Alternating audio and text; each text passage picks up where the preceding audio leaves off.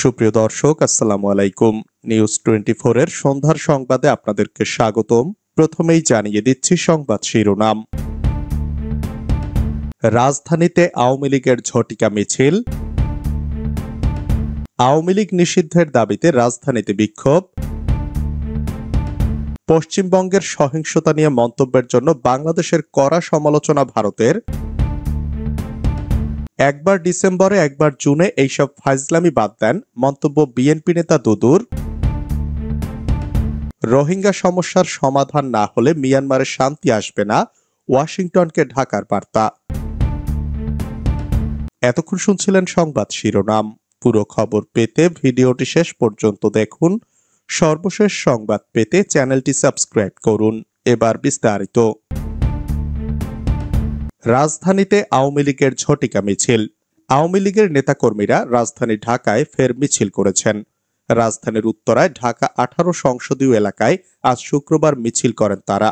জানা যায়, আওয়ামী লীগ ও তার অঙ্গ সংগঠনের নেতাকর্মীরা মিছিল উপস্থিত ছিলেন।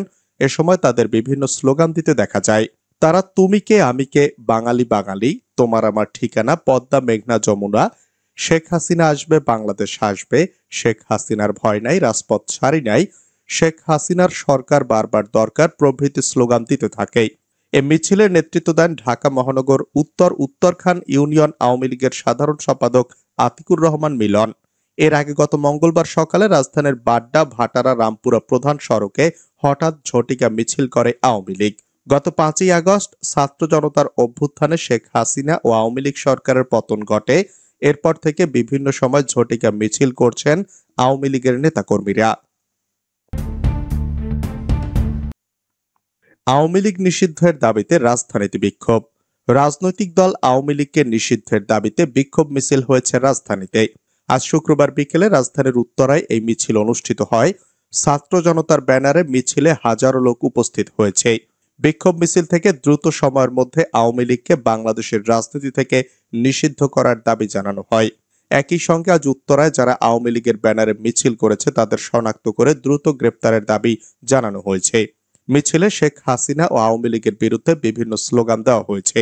অংশগ্রহণকারীরা বলেন, 24 ঘন্টার মধ্যে উত্তরায় আওয়ামী লীগের ব্যানারে মিছিলকারীদের গ্রেপ্তার করতে হবে। এ সময় তারা স্বরাষ্ট্র উপদেষ্টার পদত্যাগও দাবি করেন। মিছিলে নেতৃত্ব দেওয়া একজন বলেন, যে শেখ হাসিনা মানুষ হত্যা করে, যে আওয়ামী লীগ গুম খুন করে, সেই হাসিনা ও আওয়ামী লীগের এই দেশে রাজনীতি করার অধিকার নেই। বিভিন্ন রাজনৈতিক দল আওয়ামী লীগকে পুনর্বাসন করার চেষ্টা করছে বলেও দাবি তার। শুক্রবার ভোরে রাজধানীর উত্তরায় মিছিল করেছে দলটির নেতাকর্মীরা। ওই মিছিলের ব্যানারে লেখা ছিল ঢাকা 18 সংসদীয় এলাকা। পশ্চিমবঙ্গের সহিংসতা নিয়ে মন্তব্যের জন্য বাংলাদেশের কড়া সমালোচনা ভারতের। পশ্চিমবঙ্গের মুর্শিদাবাদের সহিংসতা নিয়ে মন্তব্য করার জন্য বাংলাদেশের কড়া সমালোচনা করেছে ভারত। ভারতের পররাষ্ট্র মন্ত্রণালয় বাংলাদেশের বক্তব্যকে অযৌক্তিক মন্তব্য এবং ভণ্ডামিপূর্ণ আচরণ বলে অভিহিত করেছে।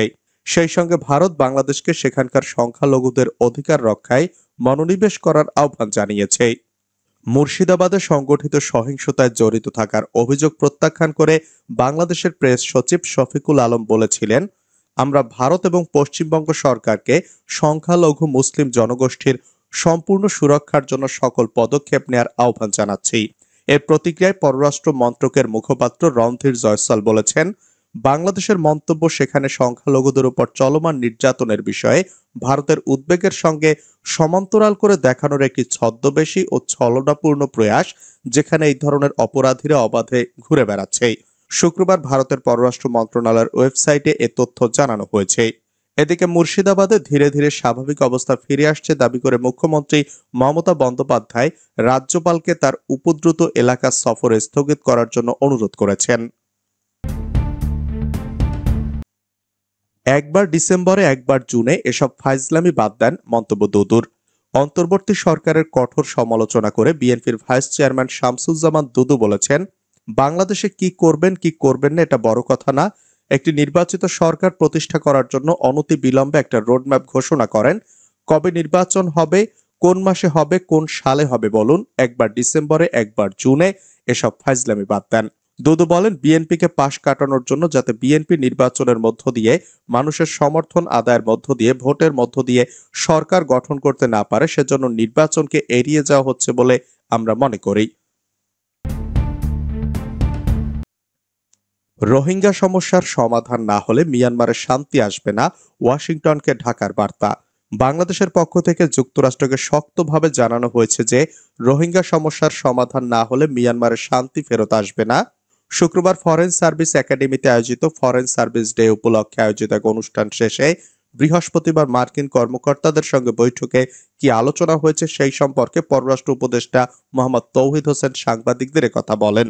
যুক্তরাষ্ট্রের পররাষ্ট্র মন্ত্রণালয়ের দক্ষিণ ও সেন্ট্রাল এশিয়া ব্যুরোর ডেপুটি অ্যাসিস্ট্যান্ট সেক্রেটারি নিকোলেন চুলিক এবং পূর্ব ও প্যাসিফিক ব্যুরোর ডেপুটি অ্যাসিস্ট্যান্ট সেক্রেটারি অ্যান্ড্রু হেরাপ বাংলাদেশের পররাষ্ট্র উপদেষ্টা ছাড়াও প্রধান উপদেষ্টা ডক্টর ইউনূসের সঙ্গে বৈঠক করেছেন। তাদের সহায়তা করার জন্য মিয়ানমারে যুক্তরাষ্ট্রের ভারপ্রাপ্ত রাষ্ট্রদূত ঢাকায় এসেছেন। মিয়ানমার ইস্যু নিয়ে আলোচনা হয়েছে জানিয়ে তিনি বলেন, রোহিঙ্গা সমস্যার সমাধান না হলে মিয়ানমারের যুদ্ধ শেষ হয়ে গেলেও শান্তি আসবে না, এটি আমি শক্তভাবে বলেছি। আমি এটাও বলেছি যে আমরা এখন একটি নতুন বাস্তবতায় আছি। সত্যিকার অর্থে আমরা এখন নতুন প্রতিবেশীর মুখোমুখি, যারা আবার নন স্টেট অ্যাক্টর। কাজেই তাদের সঙ্গে আমরা না পারছি সরাসরি আচরণ করতে, না পারছি উপেক্ষা করতে। এটি একটি কঠিন পরিস্থিতি। রাজনীতিতে প্রবেশের সিদ্ধান্ত নিয়ে সাকিব বলেন, রাজনীতিতে যোগ দেওয়া যদি আমার জন্য ভুল হয়, তবে ভবিষ্যতে অন্য কেউ যোগ দিলেও তা ভুল হবে। ডাক্তার, ব্যারিস্টার, ব্যবসায়ী যে কেউ রাজনীতিতে আসতে পারে, এটা প্রত্যেক নাগরিকের অধিকার। ভোট দেওয়া বা না দেওয়া জনগণের সিদ্ধান্ত। আমি যখন এসেছিলাম তখন আমার উদ্দেশ্য ছিল মাগুরার মানুষের জন্য কাজ করা। আমি বিশ্বাস করি তারা আমাকে চেয়েছিল।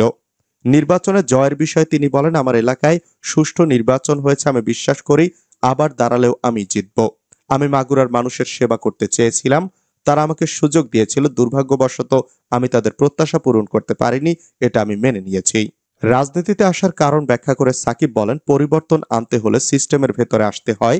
বাইরে থেকে সিস্টেম বদলানো সম্ভব নয়। যারা দেশ চালাচ্ছে তারা সিস্টেমের বাইরে থাকলে কি কাঙ্ক্ষিত পরিবর্তন আনতে পারত? রাজনীতিতে আসা ভুল ছিল না, নির্বাচন করলে আবার জিতব, মন্তব্য সাকিব আল হাসানের।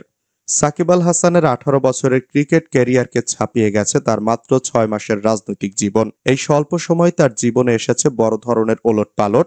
গত বছরের জুলাই আগস্টে ছাত্র জনতার আন্দোলনের সময় বিতর্কিত ছবি ও দর্শকদের সঙ্গে বাদানুবাদে জড়িয়ে নিজের পথকে আরো জটিল করেছেন সাকিব। অভ্যুত্থানের পর তার বিরুদ্ধে দায়ের করা হয়েছে হত্যা মামলা, উঠে এসেছে দুর্নীতির অভিযোগ। সম্প্রতি একটি ইংরেজি দৈনিককে দেওয়া সাক্ষাৎকারে সাকিব তার রাজনৈতিক জীবন নিয়ে কথা বলেছেন। তিনি মনে করেন রাজনীতিতে আসার সিদ্ধান্ত তার ভুল ছিল না এবং এখনো নির্বাচনে দাঁড়ালে তিনিই জিতবেন। নির্বাচন কোনোভাবেই আগামী বছরের জুনের পরে যাবে না, মন্তব্য আসিফ নজরুলের। নির্বাচন কোনোভাবেই আগামী বছরের জুনের পর যাবে না বলে মন্তব্য করেছেন আইন উপদেষ্টা অধ্যাপক আসিফ নজরুল। তিনি বলেছেন, আমরা বিএনপিকে ক্যাটাগরিক্যালি বলেছি নির্বাচন কোনোভাবেই জুনের পরে যাবে না। যে যাই বলুক না কেন, এটা পুরো জাতির প্রতি প্রধান উপদেষ্টার অঙ্গীকার। আজ বুধবার দুপুরে রাষ্ট্রীয় অতিথি ভবন যমুনায় প্রায় 2 ঘন্টা ধরে প্রধান উপদেষ্টা অধ্যাপক মোহাম্মদ ইউনূসের সঙ্গে বিএনপির প্রতিনিধি দলের বৈঠক হয়। বৈঠক শেষে প্রধান উপদেষ্টার প্রেস উইং এর সংবাদ সম্মেলনে আসিফ নজরুল এসব কথা বলেন।